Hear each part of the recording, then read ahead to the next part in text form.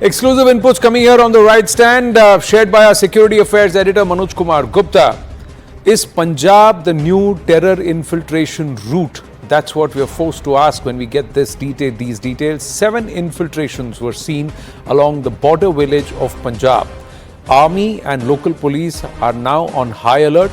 7 suspects have been seen in Pathankot region. 7 suspects were in civilian clothes. A woman who's a witness claims that the suspects sneaked in from the forest area. A woman witness claims one of the suspects asked her for water in Punjabi, but the dialect was different. Punjab police has released the suspect sketch, and that's what we've got access to, and it's right there on your screens. The visuals of the suspect have been accessed by CNN News 18, and that's the close-up. Punjab police has released this sketch of one of the 7 suspects who's infiltrated through the forest and was spotted in Pathankot area, where a woman is witness to this. Top intel sources have also told CNN News 18 that locals in Punjab are on high alert after terror incidents in the past. Even the agencies are on high alert. Agencies are aware of the Jammu and Punjab turning into be the new infiltration routes, and perhaps there is this entire movement that is happening, Jammu into Punjab, Punjab into Jammu. Easier for terrorists to enter from Punjab and escape to other areas. Jammu and Punjab remain vulnerable, easy for terrorists to sneak in. Punjab police has acted quickly after the input from the woman witness. The exact spot of the infiltration is actually now being identified, and if there is a tunnel or if there is a way that they're able to make their way through, that gap is being plugged. Mind you, this is international borders, ladies and gentlemen. Sushant Sareen, Senior Fellow ORF, and Ambassador Rajiv Dogra, former diplomat, with us. We have a series of developments that we'd like to share with our viewers with their expert voices through the course of the next 25 minutes. But first on this, Sushant Sareen, how would you read this? Anand, it doesn't come as any surprise to me. Look, we've been warning that Punjab is, it's a tinderbox. It's waiting to go up from the Pakistani side. They have they've been at it for decades now, but over the last couple of years, they've found a lot of traction. Given the kind of situation which has developed in Punjab, the kind of normalization of Khalistani politics, whether it's by SGPC, whether it's by other people, terrorists being lauded, all kinds of things starting to happen. Many in the Jat Sikh community and in among other Sikh communities developing this kind of psychosis that there is some kind of grave discrimination, etc., etc. On top of that, the farmers' movement also got mixed up into all of this. There has been complete denial from not just from the government side but also from the opposition side, and of course the usual suspects in the so-called uncivil society of India, which the moment you said that look, there are people with Khalistani affiliations who are now trying to hijack the farmers' protest, they were housed that you are bigots, you are all kinds of communal rhetoric you are using, all kinds of charges were hurled at people like us. Now, if this kind of an infiltration has happened, it doesn't surprise me at all. We know that there is this nexus between gun running and drug running. We know that there have been discovery of tunnels, which have, which has been unveiled in Punjab. We don't know whether these guys have come through some tunnels. It could well be. So basically, Punjab is a tinderbox waiting to go up. The Pakistanis are throwing in their lot into it. Just yesterday, apparently, the Pakistani cabinet, for example, announced visa-free travel, and then especially for the Sikh people of the Sikh community holding third country passports, visa-free travel. Now, who are these people? Canadians? Yeah. Right? Canada has become a safe haven for Sikhs. The Americans and the Canadians seem to be in the Khalistani movement. The UK also. So basically, the Five Eyes countries seem to be backing it, or at least turning a blind eye or trying to use it as a lever against India. And in any case, Punjab, there is virtually no administration. Nobody wants to invest in Punjab. An entire generation has been ruined by drugs. People are voting with their feet. Everybody wants to get out of Punjab. If they can get out of Punjab and only settle in rest of India, very good. But their dream is to go somewhere into cooler climes in Europe or in some other Western country. Canada is a preferable destination, Australia. So people are voting, the next generation is voting with their feet. There is virtually no industry. There's been a complete deindustrialization in Punjab. Business climate is bad. You have every day you see scenes of lawlessness in the state. Now this is a prime condition for an enemy country like Pakistan to double down on what they've been trying to do for many years. Yes. And it is happening at a time when we see a massive resurgence of terrorism in Jammu, where again we had been in denial. Correct. We seem to think that okay, fine, if we've done a very good move by diluting Article 370, by making the constitutional reforms in Jammu and Kashmir, we've done a very good thing, and I completely accept that is a very good move. But then we think that we've sorted everything out and things are going to go back to normal. So I would counsel the government that what the Prime Minister said about the Pakistanis, that they never seem to learn their lessons. I would say that the same holds true for us. That we don't learn our lessons. Can we continue to remain in denial? One aspect. The other thing is, how long will we continue to be reactionary? When are we going to be proactive? This no first use, no first move, this has to stop. Another thing, Ambassador Rajiv Dogra, thank you for your patience. And it started in Punjab from the skies with the drones. Then it also started with Jammu, again in the skies with the drones. The BSF must have shot a few. But while they were busy looking up for more drones, are they digging holes from the ground? Plus, we also showed that they are not only moving arms, they are not only moving heroin, but they are also trying to ferry human beings in some of these drones.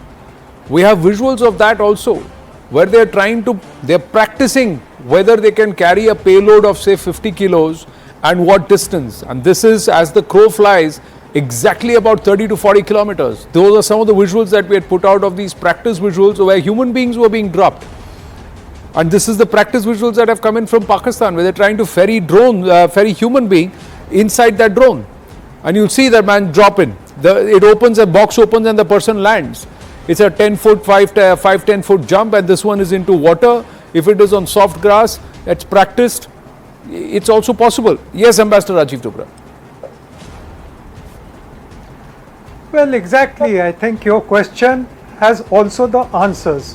And really the question for us in India is, if Pakistan is finding multiple ways of increasing its terror optics, increasing its terror possibilities, increasing its terror dimensions, tunnels, drones, using Nepal for infiltration, coming through Punjab, coming through Jammu, various other means, combining terror with narcotics. The question that we must ask ourselves is, what is our response? Do we have these multiple choices and multiple options to respond to Pakistan? Well, I hope history does not repeat itself, and I don't mean 80s and 90s when they made our life miserable in Punjab and Kashmir. I mean from 1947 onwards, when Pandit Nehru thought of going into Pakistan and tackling the terror camps there, and then he sat back resignedly to say that, look, that's not an option I would like to exercise. That's not an option we have not exercised really seriously except once in 1971. So we have to think whether we'll keep on getting wounded, or should we have some kind of a response which makes Pakistan realize that it cannot wound us any longer. But what's the solution? How do we tap the borders? Are we doing enough, Ambassador Rajiv Dogra? And are we not wise enough to see what's happening over the last 24 odd months?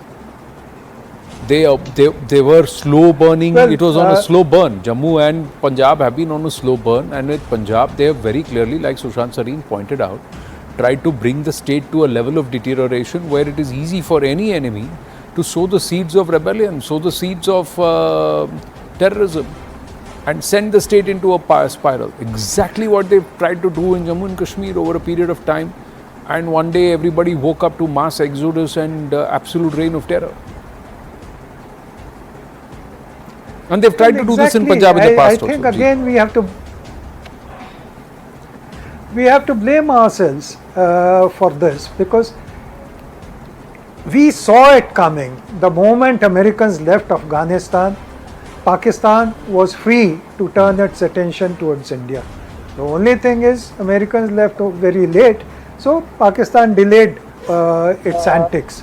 Now, as you said, it was a slow burn, and we should have reacted before the burn started. We should have reacted and woken up when two terrorists got elected in Punjab and in Ji. Kashmir. That means they had at least 500,000 followers each, if not more, or sympathizers each, who went and voted for them. But now it is not too late. There are two things to be done. One, we have to rely on our own population, be it in Jammu or in Punjab, that every one of them knows the kind of theatrics that Pakistan and the kind of hurt that Pakistan is inflicting on us. So they will stand up, just like this lady who saw those 7 terrorists. But the more important thing is, why can't we destroy those army posts in Pakistan which are giving shelter to these Exactly. terrorists and pushing them across? Let's start with that. Sushant Sareen, agree, disagree? Quickly, sir, I have to take a break, but I would like your... Are we not being... why are we holding back from being proactive? Why should we allow them to gather right at our doorstep and wait कि अब आएंगे, and जब को 2-4 निकल गए उसके बाद एक को पकड़ लिया, and then we say, oh, we caught them. But sometimes these drones have already done about 70 odd sorties. Why are we doing this? Anand, look at the way we have politicized national security, and on all sides of the aisle, right? Let's look at what the Punjab former chief minister said yesterday. You have a situation today in Punjab where political parties, mainstream political parties, are openly flirting with the terrorists or the separatists, right? You have a government which is in denial, which claims that there is no problem in Punjab. Ji. And very clearly, if you please, somebody should look at the kind of opinions which are being expressed, what's happening on the streets of Punjab. When you look at what is being said on Twitter Spaces, what is being said on various other chat rooms, the kind of stuff which is being said, it takes you back to the 1980s. Now, Ambassador Doak can err on the side of optimism and hope that we don't go back to that. I think it's already too late, because the political strategies of all sides seems to be hedging their bets by playing on both sides of the fence. So when you have political climate like this, for a government to then take the kind of resolute and robust measures which Ambassador Dogra is suggesting is not going to happen, because there is really no...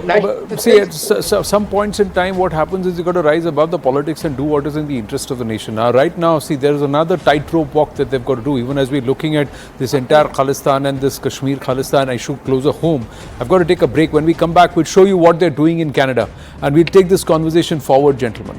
Stay with us. Another exclusive story coming back when we return. Stay with us.